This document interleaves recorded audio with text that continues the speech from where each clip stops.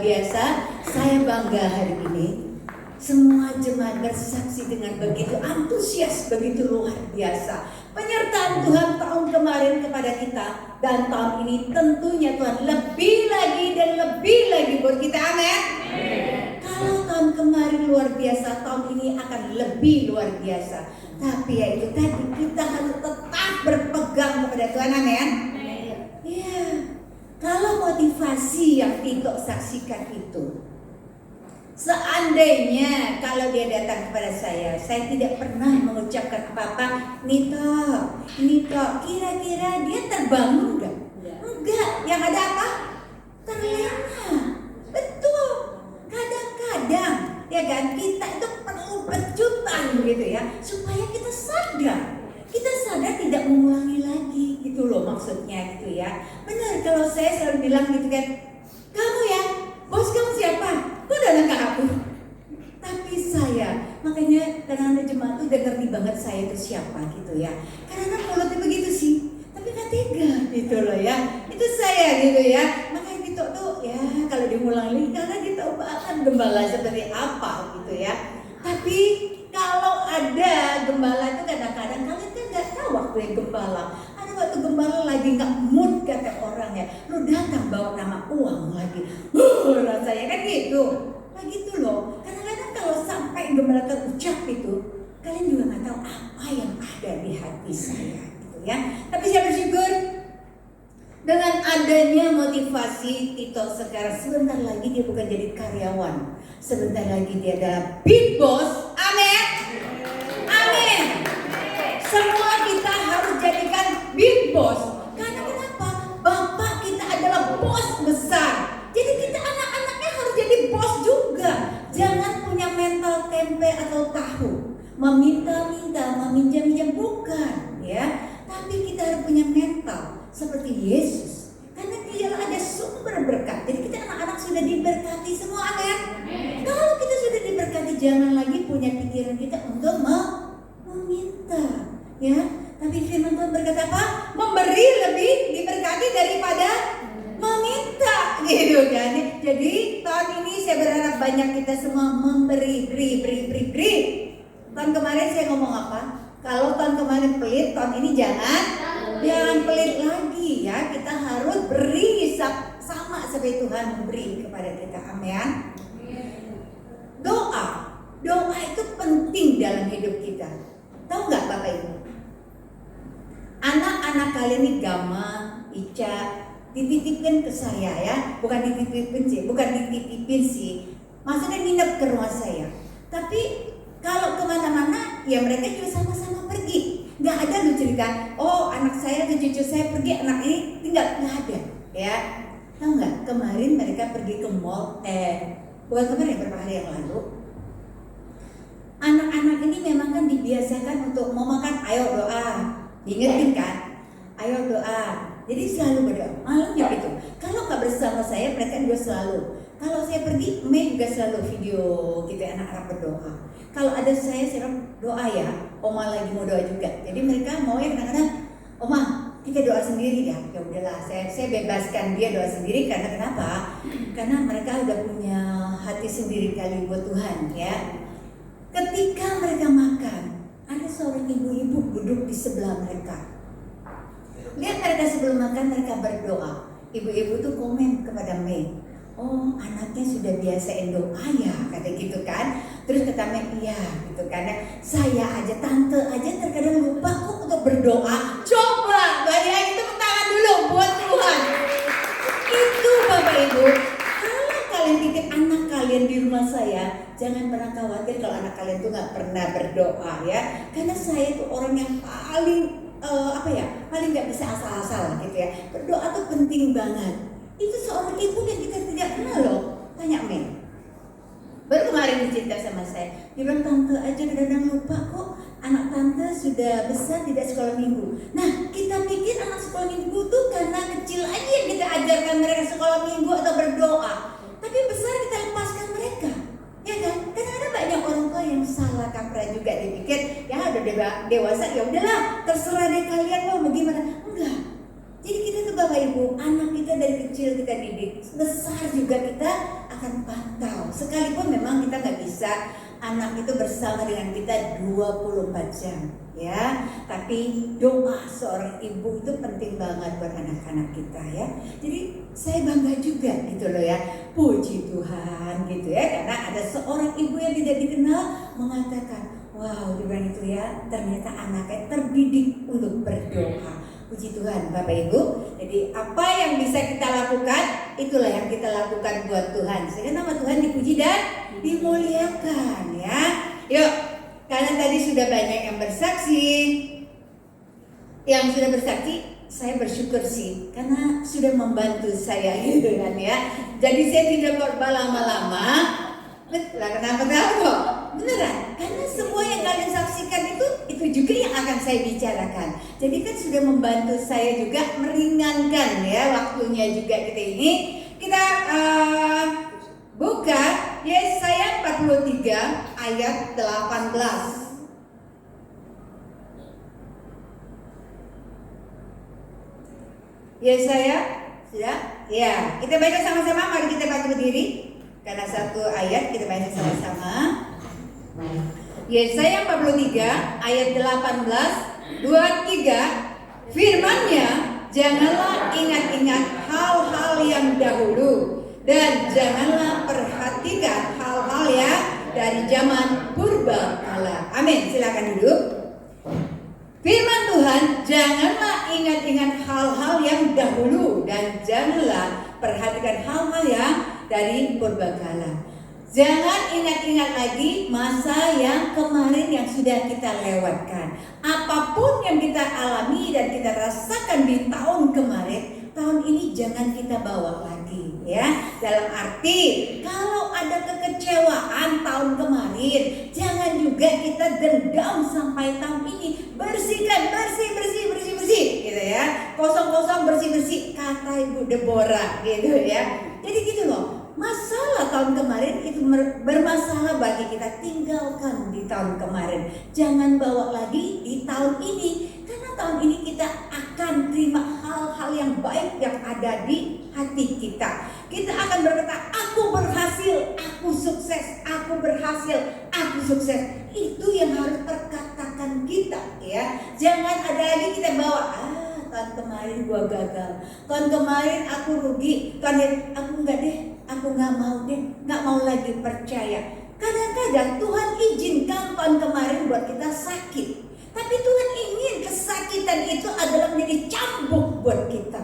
Cambuk supaya kenapa? Kita harus hati-hati, ya. Jangan kita percaya kepada orang itu yang menipu tahun kemarin. Tahun ini jangan lagi kita percaya serupa dengan hal yang sama, ya. Jangan sama dengan seperti babi. Walaupun kita bersihkan dan kita dia kelihatan kubang, dia akan turun ke kubang, ya kan? Jadi jangan kita kembali lagi seperti babi masuk dalam kubangan. Kita kalau tahun kemarin kita sudah dikecewakan, cukup orang itu kita ampuni, tapi kita jangan mengulangi lagi, ya. Justru tahun kemarin itu menjadi cambuk buat kita, sehingga kita akan melakukan tahun ini adalah dengan hati-hati. Sekarang banyak tahun ini tuh ya, banyak orang sudah mengatakan, wah kemarin juga saya dikasih tahu. Kata suami dibilang gini, Min, ada ini loh, nubuatan, ada ramalan. Pik tuh, pik ya, pik 1, pik 2. Nanti akan seperti Aceh lebih parah. Wah sudah tolak dalam nama Yesus. Pokoknya tidak ada di Jakarta. Kita anak-anak ada di Jakarta, Tuhan tolong jauhkan gitu kan ya.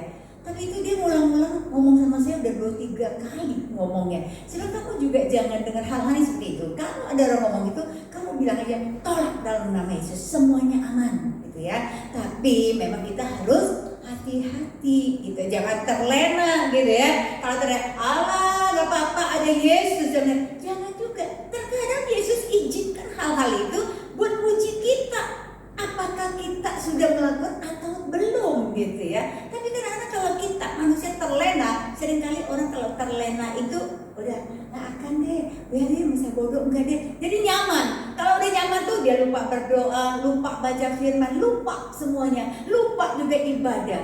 Kadang-kadang ibadah aja dibuatin malas. dibuatin nggak ada waktu, dibuatin dengan tidak ada baju seperti kesaksian Juliana tadi. Itu jangan ya, itu udah masa-masa lalu, jadi jangan lagi kita ulangi lagi.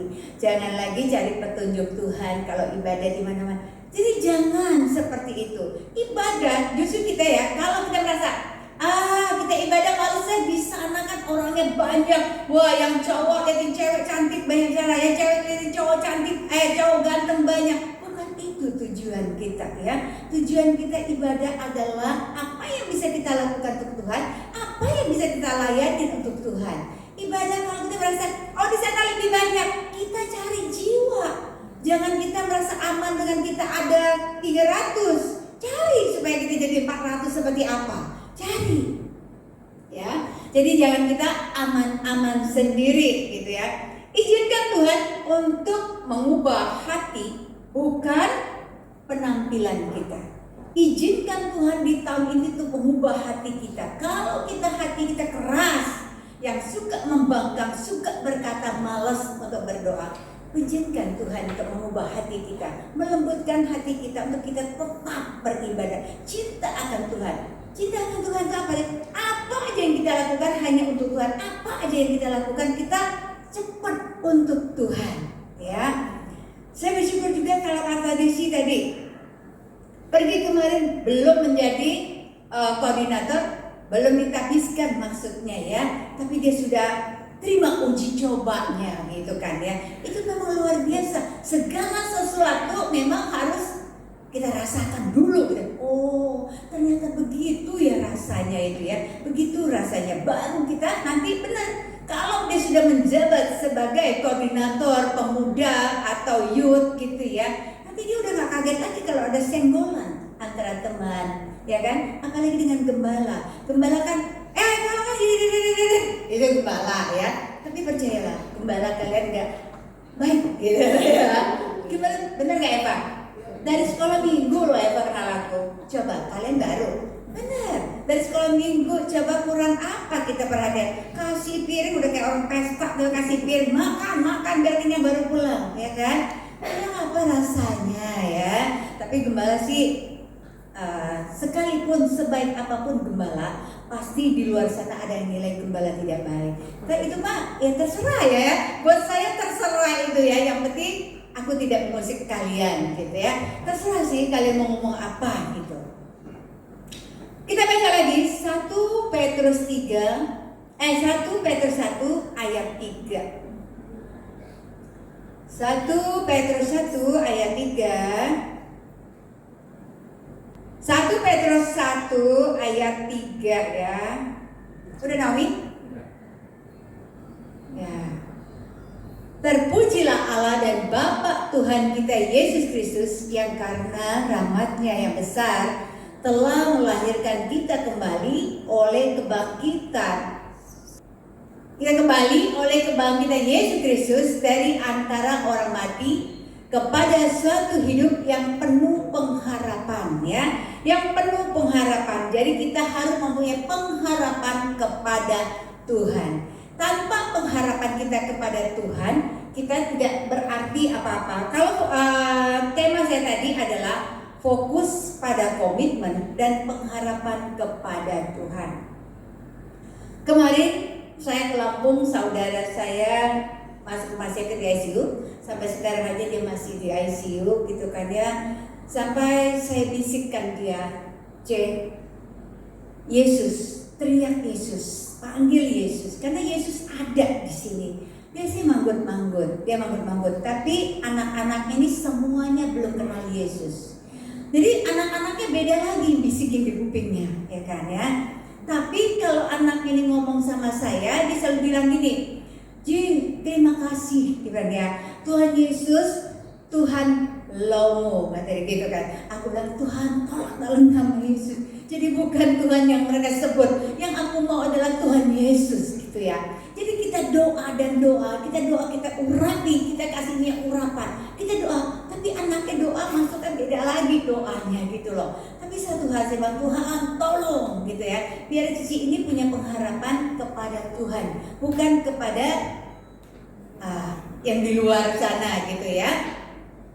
Karena kita memberi memberi semangat buat dia itu, dia semangat untuk dia bangkit kembali. Tapi kadang-kadang tidak berdayanya dia, kakinya itu jadi dibolongin, dipasang selang untuk darah masuk ke jantung.